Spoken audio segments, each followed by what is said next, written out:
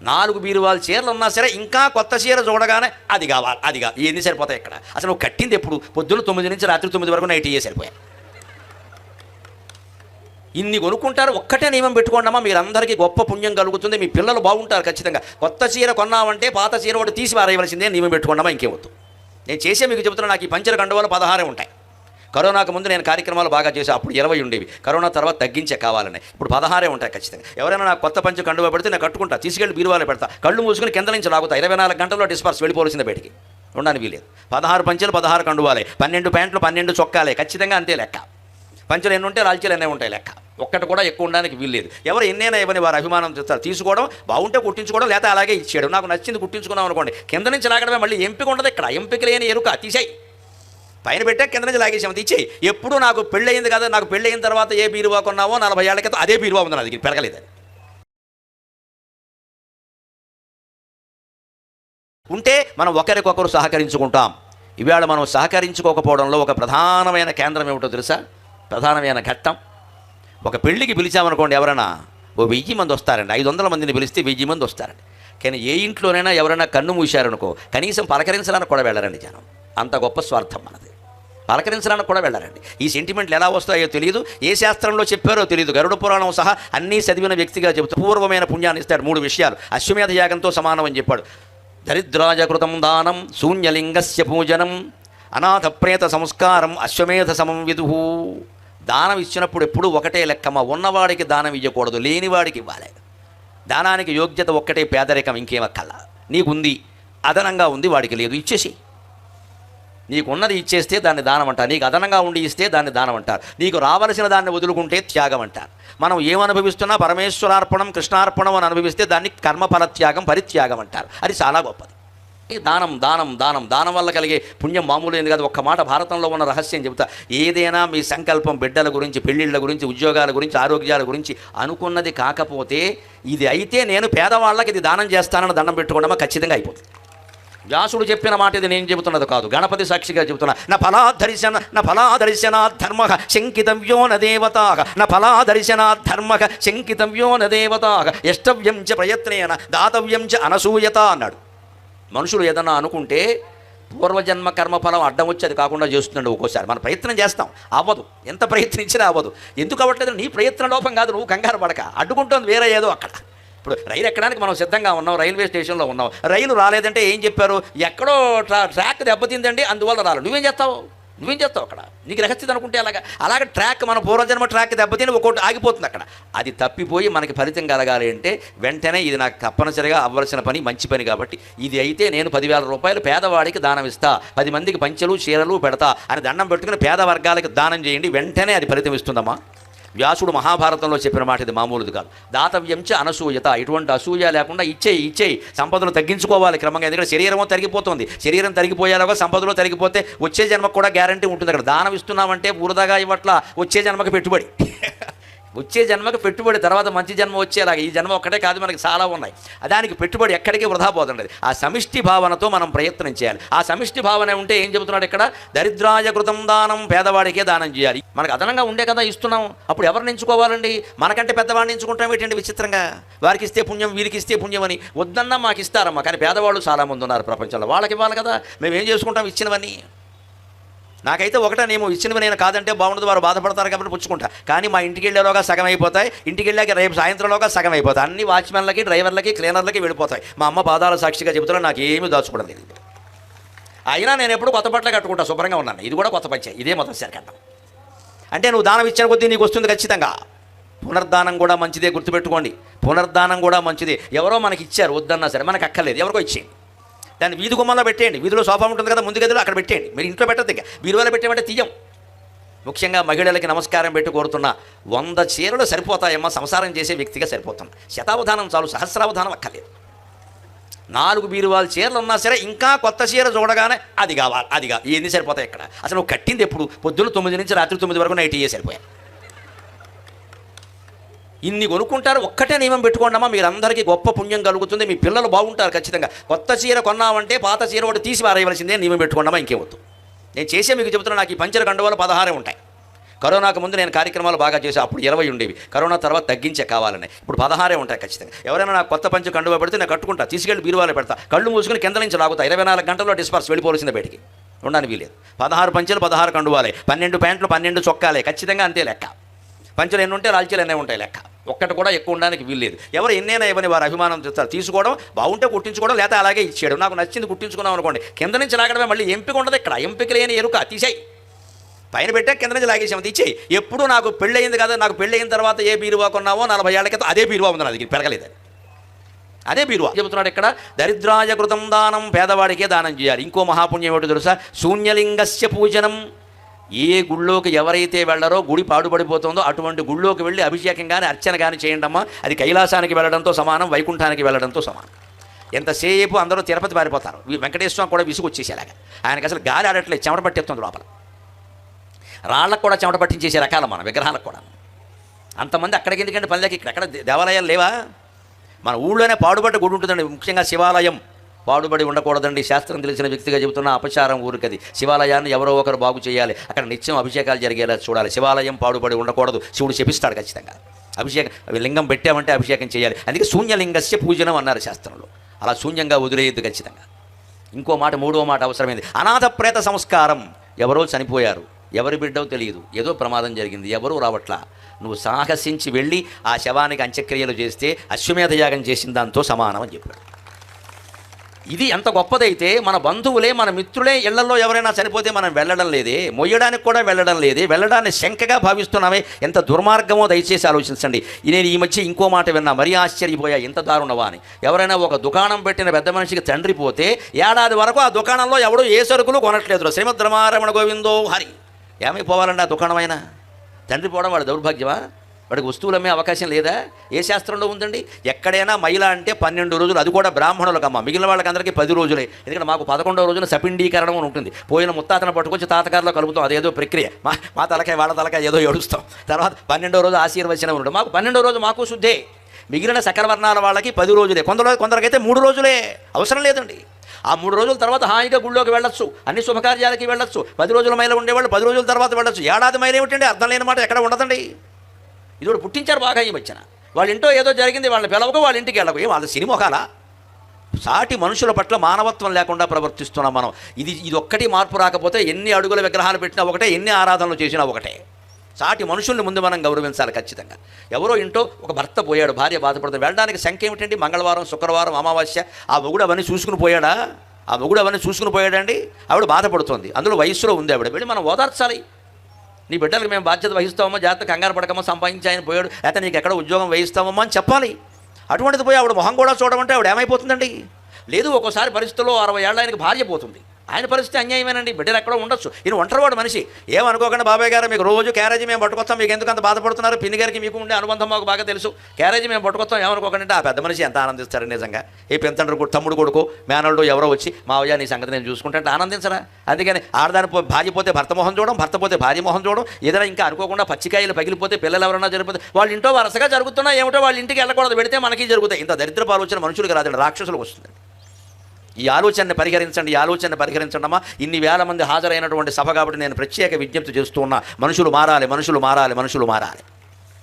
బతుకు మనకి భగవంతుడు ఎందుకు ఇచ్చాడు అంటే, పుట్టుక భగవంతుడు ఇచ్చాడు, మరణము భగవంతుడే ఇస్తాడు. మధ్యలో జీవితాన్ని మనం సమాజానికి ఇచ్చేయాలి, అంతే లెక్క. అది ఇచ్చేయి. పుట్టుక ఆయన ఇచ్చాడు, మరణం ఆయన ఇస్తాడు. మన చేతుల్లో మనం చద్దామన్నా సావలేం, బతుకుదామన్నా బతకలేం. అది ఏదో నిర్ణయింపబడి ఉంది, వస్తుంది ఎప్పుడో. దానికి మనం ఆహ్వానం పలకక్కర్లేదు, భయపడక్కర్లేదు. కానీ ఈ మధ్యలో ఉన్న జీవితాన్ని ఖచ్చితంగా సమాజానికి ఇచ్చేయాలి. భగవంతుడు అంటే సమాజమే, ఎక్కడో గుళ్ళో కూర్చుంటాడు అనుకోకుండా పొరపాటును కూడా సమాజానికి మనం ఇచ్చేయగలగాలి. అలా ఉంటే మనం చేసేటువంటి ప్రయత్నాలన్నీ కూడా ఫలిస్తాయి ఖచ్చితంగా. అలాగే మనశ్శాంతిగా సుఖంగా ఉండాలంటే కుటుంబ సంబంధాలు చాలా ముఖ్యం. దైవభక్తిని మన జీవితంలోకి ఆహ్వానించాలి. ఇంట్లో పిల్లాడు పుట్టినా పిల్ల పుట్టినా భగవంతుడే పుట్టినట్టుగా భావించాలి. పిల్ల పుడితే సీతాదేవి, పిల్లాడు పుడితే రామచంద్రమూర్తి అంతే లెక్క. అలా అనుకుని పెంచాలి వాళ్ళని. జీవితంలో అన్ని దశలు, బ్రహ్మచర్యం కావచ్చు, గృహస్థాశ్రమం కావచ్చు, వానప్రస్థం కావచ్చు, వార్ధక్యం, సన్యాసం కావచ్చు, అన్నీ గొప్పవే. బ్రహ్మచర్యం ఎలాంటిది అంటే పాల లాంటిది బ్రహ్మచర్యం. ఆర్ద్రంగా ఉంటుంది, స్వచ్ఛంగా ఉంటుంది. తల్లిదండ్రుల సేవలో ఉంటాం, వాళ్ళు బాధ్యత వహిస్తారు. ఎప్పుడు వచ్చినా తల్లి అన్నం పెడుతుంది, నేను పెట్టకపోతే ఎవరు పెడతారు? తండ్రి ఏదో ఖర్చు పెట్టుకుందుకు 4 రూపాయలు ఇస్తాడు, చదివిస్తాడు. అంటే బ్రహ్మచర్యం పాల లాంటిది, స్వచ్ఛంగా ఉంటుంది. పెళ్ళైన తర్వాత జీవితం పాలు కాదమ్మా, కాఫీ. కొంచెం చేదుగా ఉంటుంది, కానీ తాగుతుంటే బాగుంటుంది. కాఫీ ఎందుకు బాగుంటుందంటే చేదుగా ఉంటుంది కాబట్టి. కాఫీ తీగా ఉండకూడదు, చేదుగా ఉంటుంది. ఎందుకంటే పెళ్ళైన కొత్తలో నీవు లేక నేను లేను, నేను లేక నీవు లేవు అని ఉంటాయి. పెళ్ళైన తర్వాత వారు ఉండరు, వీరు ఉండరు, విడాకుల కేసు ఉంటుంది, మధ్యలో లాయర్ ఉంటాడు. ఇది జీవితం.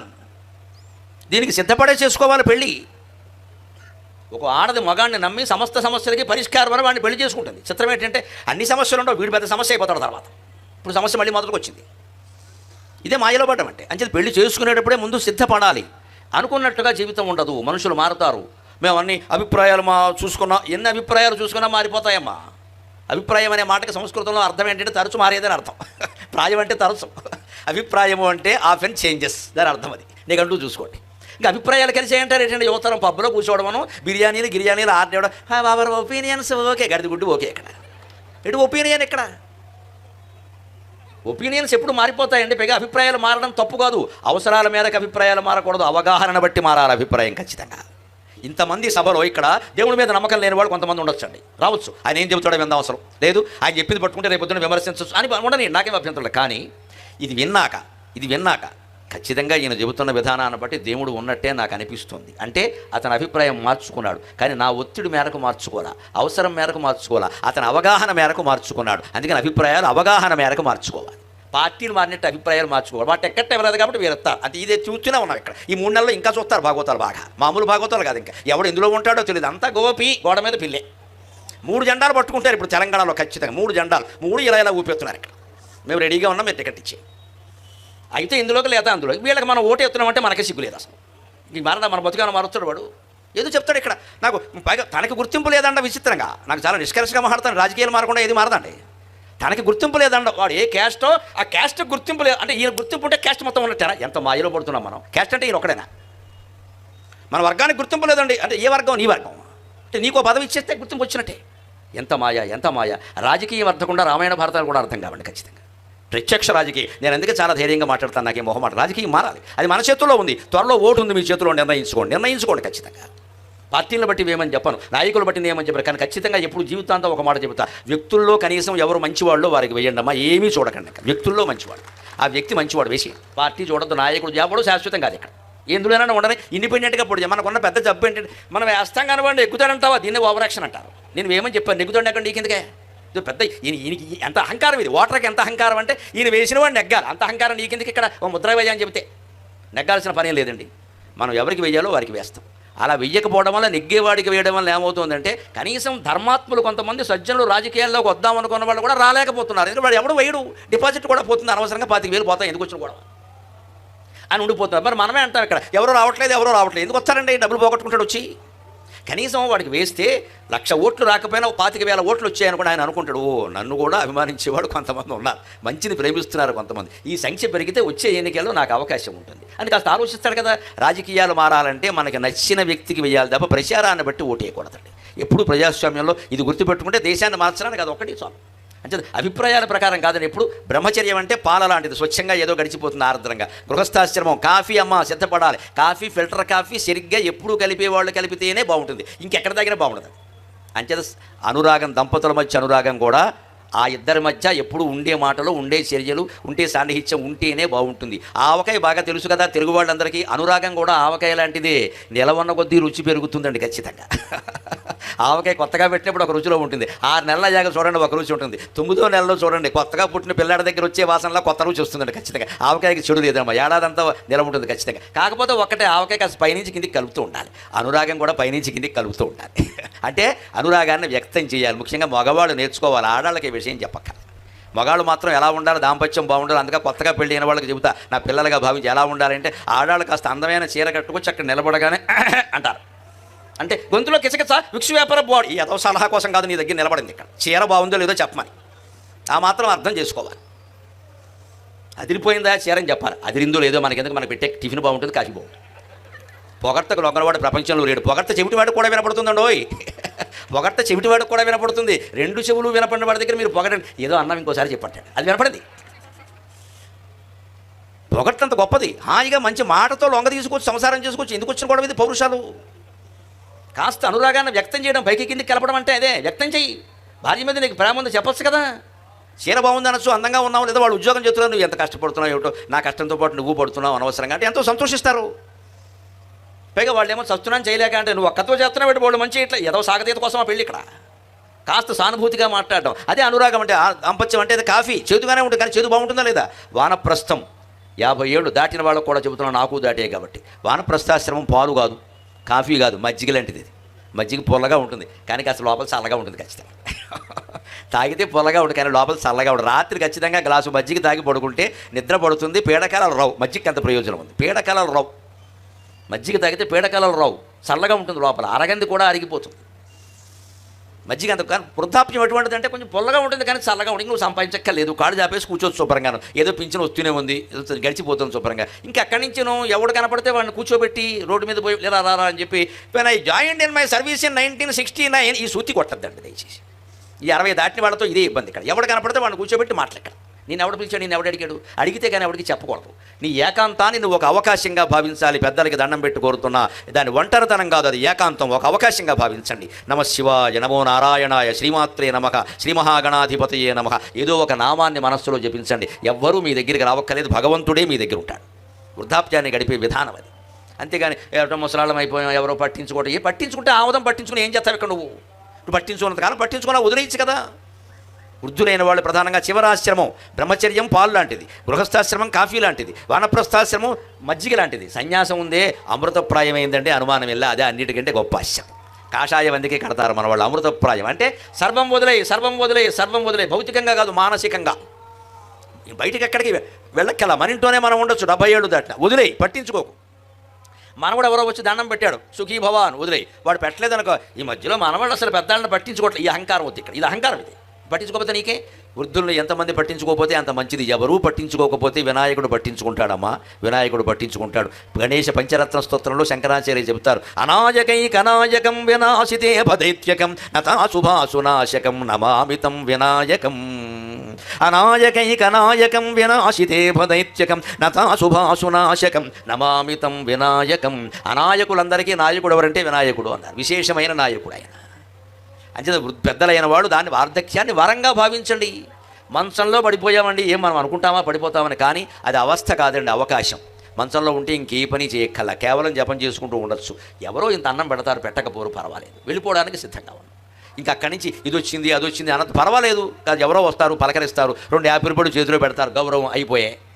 జపం చేసుకుందుకు అభ్యంతరం లేదు కదా. అందుకని వార్ధక్యాన్ని కూడా చాలా అందంగా, సన్యాసాన్ని కూడా అమృతప్రాయమైన అవకాశంగా మనం గడపచ్చు. అలా మన జీవితాలు గడిపి అన్ని ఆశ్రమాల్లోనూ ప్రశాంతంగానే ఉండొచ్చు. ఒక్కటే లెక్క, భగవంతుడిని మన జీవితంలోకి ఆహ్వానించగలగాలి. దైవభక్తి అంటే దేశభక్తి, దేశభక్తి అంటే దైవభక్తి. 10 మంది కోసం చేసే పనే ఇది లెక్క. అందుకే వినాయకుడు ఆ జీవితంలో దాన్ని ఆదర్శంగా చేసి చూపించాడు. ఆయన చిన్నప్పుడు గణాధిపత్యం కోసం పరీక్ష పెడితే తల్లిదండ్రులకే ప్రదక్షిణం చేసి నాకు దాని ఫలితం ఏమిటో చెప్పమన్నాడు. అంటే మనకు యువతరానికి గణాధిపతి ఏమి సందేశం ఇస్తున్నాడు, మీ తల్లిదండ్రుల సేవ తర్వాతే మిగిలిన విషయాలన్నీ, అది దృష్టిలో పెట్టుకోండి, అది దృష్టిలో పెట్టుకోండి. ఓ సినిమా యాక్టర్ ఎవడో పిలవగానే 1,00,000 మంది వెళ్ళిపోతారు. వాడు కూడా అమ్మా నాన్న పిలిస్తే వచ్చేవాడు ఎవడు లేడండి ఇక్కడ. వాడు ఏమైనా మన కూడు పెడతాడు, ఆ సినిమాకి 100 కోట్లు తీసుకుని. ఇక్కడ వాళ్ళకుంటే అభిమాన సంఘాలు. నీ తల్లిని నీ తండ్రిని నువ్వు అభిమానిస్తే అంతకంటే అభిమాన సంఘాలు ఏమక్కర్లేదు ఇక్కడ. వాళ్ళకి సేవ చేయడం కంటే చేయవలసిందే లేదు ఇక్కడ. అది వినాయకుడు చేసి చూపించాడు. ఇంకొకటి వినాయకుడు చర్యల్లో చాలా గొప్పది. ఇంత నిరాడంబరమైన దైవం, ఇంత సులభ సాధ్యమైన దైవం మరొకరు. మట్టితో చేయండి బొమ్మ చాలు, 9 అంగుళాలు చాలు అన్నాడు ఆయన. నైవేద్యం కూడా ఏం పెట్టమన్నాడు ఆయన? బొబ్బట్లు అడగలేదు, పులిహోర అడగలేదు, చపాతీలు అడగలేదు, ఖరీదైంది ఏది అడగలేదు, మా ఉండ్రాళ్ళు అడిగాడు. ఎందుకు? ఈ భాద్రపద మాసంలో, ఈ శ్రావణ భాద్రపద మాసం, ఆశ్వీజ మాసం వెళ్ళి కార్తీక మాసంలో కూడా వానలు కురుస్తాయి. ఈవేళ ఎంత ప్రసంగమైనా వాన కురవలేదు అంటే అదిగో అక్కడ రామచంద్రమూర్తి మొత్తం ధనుసు పట్టు కూర్చున్నాడు. ఆయన వరుణుడిని ఆపగలడు, సముద్రాన్ని ఆపిన మహానుభావుడైన. జలదిగా వంతెన కట్టాడు కదా, బాణం తీసేసరికి సముద్రం ప్రత్యక్షమైంది. అందుకని గరికపాటి వారు ఉపన్యాసం అయ్యే వరకు కురవడానికి వీల్లేదని ఆయన అక్కడ నిలబడ్డాడు. అందుకే కురవలేకపోతే మీ పరిస్థితి ఏమిటి, నా పరిస్థితి ఏమిటి, ఇక్కడ ఏదో ఏర్పాటు చేయాలి కదా. అందుకని మనం దృష్టిలో పెట్టుకోవాలి. ఎప్పుడు జీవితం ఎప్పుడు ఒక్కలాగే ఉండదు, ఏది వచ్చినా దాన్ని ఆనందంగా భావించగలగాలి. అందుకని వినాయకుడు కూడా అటువంటి సమస్య ఎదురైనప్పుడు ఆయన చాలా చాకచక్యంగా పరిష్కారం చేశాడు, దాన్ని గణాధిపత్యం పరిష్కారం చేశాడు. గుండ్రాళ్ళు కోరాడు. ఎందుకని? భాద్రపద మాసం కదా, వానలో ఈ వర్షకాలం వెళ్ళే వరకు, కార్తీకం వరకు కూడా నూనె ఎక్కువగా వాడని పదార్థాలు తినాలి. దోశలు, మసాలా దోశలు తినేయకూడదు, అరగం. ఉండ్రాళ్ళలో నూనె వెయ్యరు, ఉండ్రాళ్ళలో నూనె వెయ్యరు. ఉట్టి శనగ పలుకులు వేస్తారంతే, శనగపప్పు బద్దలు వేస్తారంతే, ఉట్టి బియ్య పిండితో చేస్తారంతే, తేలిగ్గా అరిగిపోతుంది. ఈ ఒక్క వినాయక చవితి నాడు కాదండి, వారానికి ఒక్కసారి ఖచ్చితంగా మనం తీసుకునే అల్పాహారంలో ఉండ్రాళ్ళు ఉండాలి. అది శాస్త్రం చెప్పిన మాట, శాస్త్రం చెప్పిన మాట. దాంట్లో ఏదో బెల్లం పానకం కానీ లేకపోతే ఏదో అల్లం పచ్చడి కానీ బెల్లం పలుకులు తీసుకుంటారు, అది కానీ చేసుకుని తినాలి. అంత ఉండ్రాళ్ళు సులభమైంది నైవేద్యం. ఆయన పూజకు కూడా ఎక్కువ సామాన్లు ఏం ఒక్కల, గరిక తెమ్మన్నాడు, గడ్డి పరకలు తెమ్మన్నాడు. ఆ ఇంటి పేరు మాకు ఉండబట్టే ఇంత గొప్పవాళ్ళు అయ్యాం, అనుమానం వేళ. వినాయకుడు పూజలో ఉపయోగపడబట్టే గరికయే పూజ్యమై గణ చతుర్థల వేళ గణపతి పాద నిక్వాణమయ్యే. ఆ గరిక ఈ వినాయక చవితి నాడు ఒక్కరోజు పూజ్యమై గణపతి పాదాల్లో మంజీరాల్లో మువ్వలా మోగుతోంది. ఎందుకని పైగా పచ్చి గరిక తేవాలి, మట్టితో సహా తేవాలి, కడగద్దు, అలాగే తేవాలి. అంటే దాని ఉద్దేశం పచ్చిగడ్డిని అలాగే పెరగనివ్వండి, అది ఆవులు తింటాయి, మీకు అక్కర్లేదు కదా అని మొత్తం మైదానాలన్నీ తీసి అపార్ట్మెంట్లు కట్టేయకూడదు. ఎక్కడ పడితే అక్కడ పొలాలు నాశనం అయిపోయాయి, మైదానాలు నాశనం అయిపోయాయి, పచ్చగడ్డి మైదానాలు పోయాయి, అన్ని అపార్ట్మెంట్లే మిగిలే. ఆలోచించండి, నీళ్ళు ఎక్కడి నుంచి వస్తాయండి? ఇంకో మాట, పాలవెల్లి కడతారు వినాయకుడు, గమనించండి. చెక్కలతో పాలవెల్లి కడతారు కదా, వెదురు పొలలతోటి. దానికి ఏం వాడతారండి? పచ్చి వెలక్కాయలు, అన్నీ పచ్చివే. పచ్చి సీతాఫలాలు పచ్చి దశలో ఉంటాయి. ఇప్పుడు అన్ని మొక్కజొన్న పొత్తులు పచ్చివి. భాద్రపద మాసంలో అన్ని చేలు పొట్ట మీద ఉంటాయి, పండవ అప్పుడే. ఆ పచ్చి కాయలు తెచ్చి కట్టమండంలో ఉద్దేశం ఏమిటంటే, ఒకటి భౌతికం, దానికి ముచ్చుగా ఉంటుంది, పండితే ముచ్చుగా ఉండదు, రాలిపోతుంది. ముచ్చుగా ఉండడం వల్ల నువ్వు కట్టడం తేలిక, దానికి తాడు కడతావు. ముచ్చుక లేకపోతే ఏం కడతావు? బత్తాయి పొడి కట్టాలంటే ఎలా కడతావు? ముచ్చుక లేకపోతే. ఆ ముచ్చుక ఉన్న దశలోనే తేవాలి. రెండోది ఏమిటో తెలుసా? ఆధ్యాత్మికంగా భౌతికంగా కూడా ఆ పచ్చి దశలో ఉన్న పంటల్ని నిరంతరం చూసి కాపాడుకోండి. పాల దశలో పాలకంకెలు అంటారు వాటిని, అందుకే దాని పేరు పాలవెల్లి. పాలవెల్లి అంటే ఆకాశంలో పాలవెల్లి కాదు, పాల దశలో ఉన్న కంకుల్ని గట్టి వెళ్ళి పాలవెల్లి. ఆ పచ్చి దశలో రోజు పొలం వెళ్ళి పంటల్ని కాపాడుకోండి అని భాద్రపద మాసంలో పూజ ద్వారా వినాయకుడు మనకు తెలియజేస్తున్నాడు. అటువంటి వినాయకుడు మీకు సకల శుభాలు కలగాలని ఆశీర్వదిస్తూ చివరగా ఒక్క మాట, ఆలు మగలుగూడ రేలు బగలుగూడ అనురాగ గంధం మునలదుకొనుడు. ఆలు మగలుగూడి రేలు బగలుగూడ అనురాగ గంధం మునలదుకొనుడు. చిన్ని పాపలతోడ చిగురుటాకుల నీడ గుజ్జెనగూళ్లలో కుదురుకొనుడు. మిగల ముర్గిన పండ్ల మేలుగనుడు రాలిపోవక ముందే సోలిపోకుండగా. మిగల మృగ్గిన పండ్ల మేలుగనుడు దారి దానయ్యల దానం మొలటులుంచి ఆ దారి దానయ్యల దానం మొలటులుంచి ఆపదలలోనైన ఆదుకొనుడు. ఇది గృహస్థాశ్రమంబు, ఇది గృహస్థాశ్రమంబు, ఇది ఈ జగత్తు నిలిచియుండంగా పోసిన నీరు నారు. ఇది గృహస్థాశ్రమంబు, ఇది ఈ జగత్తు నిలిచియుండంగా పోసిన నీరు నారు. ఇది ఏ ఆత్మసాక్షాత్కార పదపదమ్ము, ఇది ఏ ఆత్మసాక్షాత్కార పదపదమ్ము. కానీ ఒక్క మాట, ఒట్టిద నిజరుంగుము, ఒట్టిద నిజరుంగుము కాని పట్టుకొనుము. ఈ సంసారం మిథ్య, ఈ జీవితం మిథ్య, ఈ ఉద్యోగం మిథ్య, అన్నీ మిథ్య అని భావిస్తే మనం సుఖంగా ఉంటాం. అందుకే ఒక మాట చెప్పి నేను సెలవు తీసుకుంటా. లౌకికమైన విషయాల్లో మన పనులు మనం చేస్తూనే అంటీ ముట్టనట్టుగా ఉండాలి, తావరాకు మీద నీటి బొట్టులాగా. అప్పుడు తలనొప్పి రాదు, ఆవేదన రాదు. ఎటువంటి డ్యూటీ అయినా చేయొచ్చు, చేయగలిగింది ఏదో చేస్తాం, లేనిది మనం ఏం చేస్తాం. ఎప్పుడు లౌకిక వ్యవహారాల్లో అంటీ ముట్టనట్టుగా ఉండాలి. భగవంతుడిని మాత్రం అంటిపెట్టుకునే ఉండాలి, నిరంతరం అంటిపెట్టుకునే ఉండాలి. అంటిపెట్టుకుని ఉండాలంటే ఒక్కటే నినాదం, నమ శివాయ నమ శివాయ నమ శివాయ, నమో నారాయణాయ నమో నారాయణాయ నమో నారాయణాయ, శ్రీమాత్రే నమః శ్రీమాత్రే నమః శ్రీమాత్రే నమః. స్వస్తి.